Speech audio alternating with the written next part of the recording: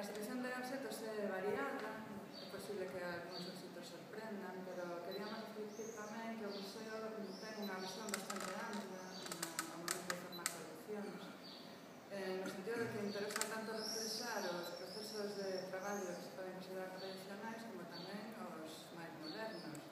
Tamén interesa moito neste museo, en concreto o señor Zona Sierra, reflectir os procesos de cambio, as maneiras en que a xente se adapta tratando de sobrevivir en circunstancias que ás veces son moi difíciles.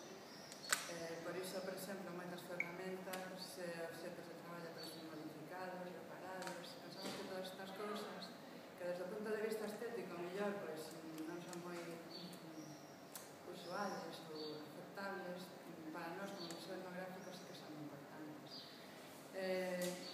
Tamén é importante, penso eu, sinalar que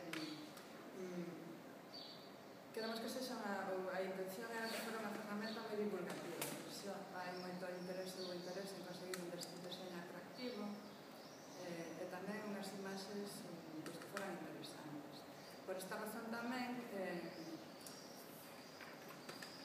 fíxose unha certa selección na cantidad de información que se proporcionaba sempre. Queremos dicir que o que se pode ver aquí sobre as pezas non é a totalidade das fichas catalográficas tal como se manejan no museo, senón que se fixo unha pequena resume porque tampouco é